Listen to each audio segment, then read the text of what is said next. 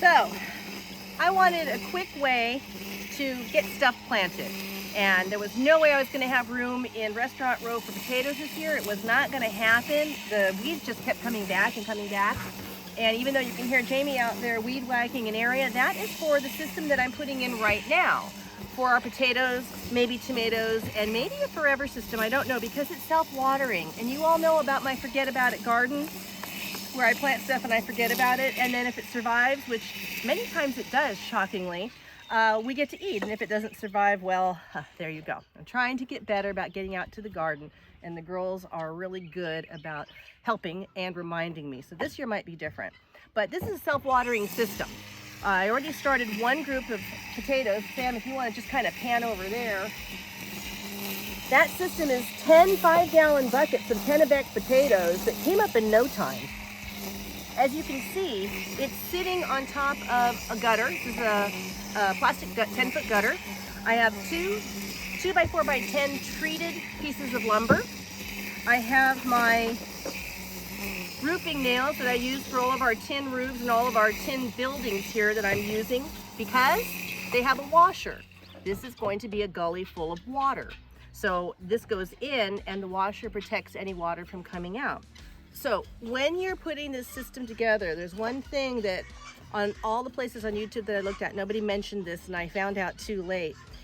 Bring it in here, Sam. When you look at the gutters, there's this side that's got quite a big lip. There's this width here, and then you look at the other side and it's skinny.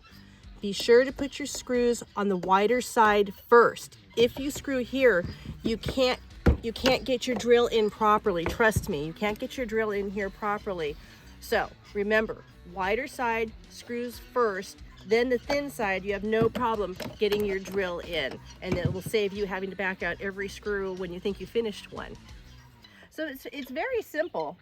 You get some gutter ends, you glue them on with what looks like egg yolk, but it's just one of those bottles of Oakley PVC glue. Glue them on, let them set overnight, that's what I did. And then you come along with your tin nail or tin screws. These are 1/4 inch. And you screw it to your 2x4 that's upright like this. It turns into a system that sits up. We have that sitting on blocks right now because our land is not level. The rest of the row we're going to do here is all going to be on stucco blocks. So you finish screwing this in, then you take your buckets and your 2-inch hole saw, and you're going to screw a hole in the bottom of your bucket, which is very simple. And then after you do that, you're going to take one of these little nets, and I'll have the links to all this stuff, not the lumber. You can get that at any of your big box or lumber stores that you go to, but the hole saw and these little pots. These little pots go in the bottom now of your 5-gallon bucket that you drilled the hole in. This is not going to be used for planting. And it sits in the water. And as it needs water, it just sucks it up. So all I have to do is come out, walk along my rows of gutters and look inside. Oh, it's full of water because we've had so much rain. I don't have to do anything. It's been great. Talk about a forget about it garden. As long as there's been some rain and you kind of walk along and take a peek, you're good. You don't have to water. If you do have to water, this catches the water and it reuses it, or you just refill here. Now there are people who hook connectors on these, have float valves that are automatically set up to their hoses and that. I don't have the ability to have a hose connect to it, maybe someday, but even just coming in and using the garden hose to refill is far better than watering all these planters. And I have, I think, about 10 of these systems I'm setting up. So that's all those plants that I don't have to water daily that are doing it for themselves.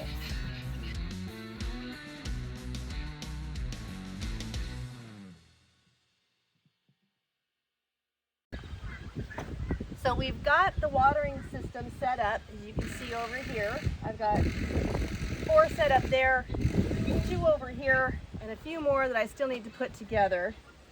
What do you do next? Well, we were showing you the containers, drilling the hole, and using these little net pots. Let me show you what they look like. They're really nice. I'll put a link to them on Amazon. It's a 3-inch net pot. You'll see inside it says, I don't know if you can see that, CZ and the stars. These are really well made, you guys. They're tough and they don't crunch. So I really like these a lot. So these are a 3-inch size. So you pop those in the hole that you made with the drill. Real easy. You're getting the idea, right? Then you fill to 4 inches inside. Now, when I first did these, I goofed because I was remembering, and I went up, I did 6 inches from the top. You want more dirt than that. So measure 4 inches from the bottom to put your first fill. Put your straw on top. When you see those potato leaves coming up, put another fill. I removed the straw, put a fill, put the straw on top, and keep going up until you're about here, about 2 inches from the top. So that's what I'm going to do today. I goofed on those, but they're doing fine. We'll see what happens. Those are the Kennebecs. These I'm putting in are Yukon Gem. These are from Fedco. I love Fedco seeds. I love Johnny's seeds. There's a lot of companies out there, and there's companies that I have had terrible germination with. You just learn. And what I learned was sometimes it wasn't me. When I was thinking the whole time these seeds aren't coming up, it was really not me. I started talking with other friends and found out they were having the same problem with the same brand. So just do your research. If you're trying mango beets and you find that the company you bought your mango beets from didn't grow, don't think it's the beet. Think it might be the company. Try a different company. I've tried a few, and I'm starting to hone in on who I really enjoy. I also like Haas seeds. So anyway, I'm gonna throw the 4 inches in here right now. You know, I'm gonna move my book box here. I've said in past videos that I bring my favorite books with me. I'm not kidding. I do. I call it my mentor box. And I keep all my stuff in it. I've got my moon calendar and some of my favorite books. Carrots Love Tomatoes and Roses Love Garlic. Great book. This is another really, really good book. It's the Gardener's Vegetable Bible. This is another really good book. Starter Vegetable Gardens. That's me. What I don't have in here right now, and I don't know where it went, is my Square Garden book. And I also have a couple of books that tell you when to plant items, which are really helpful. And I know those are in the house because I go to them all the time, and it's usually at night when I'm looking up, like, what do I do next? What am I doing tomorrow? Because this is going to take a long time for me to really understand. And that's okay, because I've got time. So here we go. We're just going to throw in the 4 inches of dirt right here.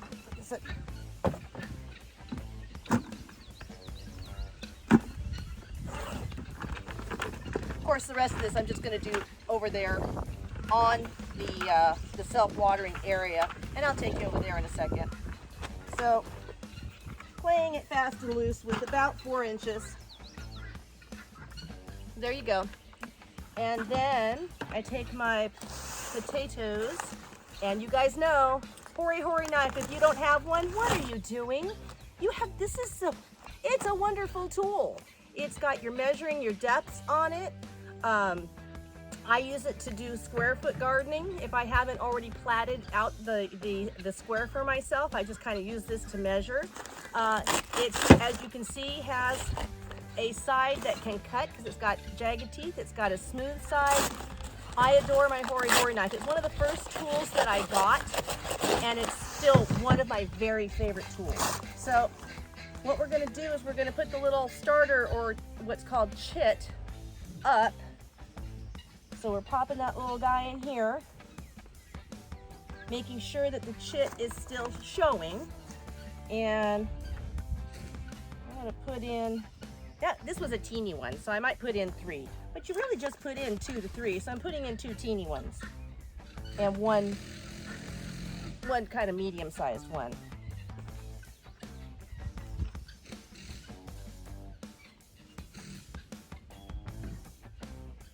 Just putting a little dusting of dirt over the top of them, not a whole lot because I'm going to be throwing the straw on top. I'm going to take it over to the self-watering trough. Let's go.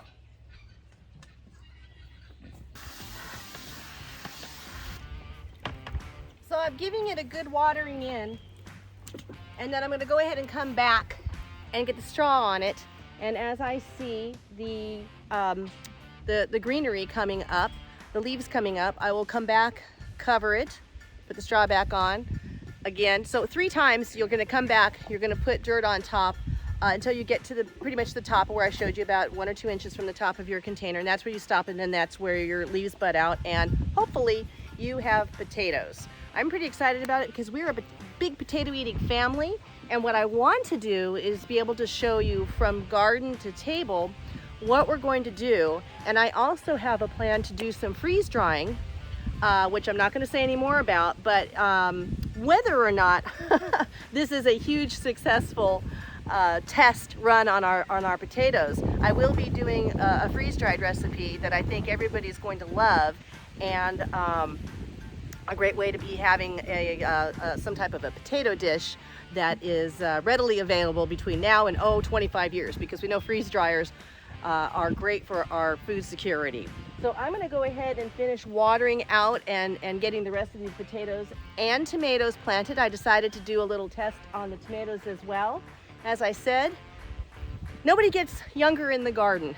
It might make you feel better, but as time goes on, I want to make sure that I have systems in place that work for me and my back as I'm going, that I can keep up the pace that I need to keep up with, and grow in a comfortable way, not having to lean over a whole lot. So that's why I'm hoping that this is a successful means of growing for our farm.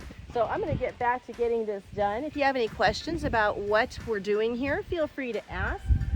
This is a new system for us, but so far, and I'll show you our potato crop one more time. It's grown even more since the last time I videotaped. It's looking good. It's looking good. It's promising. So this is Nikki D from 5 Dog Farm. Thank you so much for watching and subscribing. I really appreciate it. I'll be talking to you soon.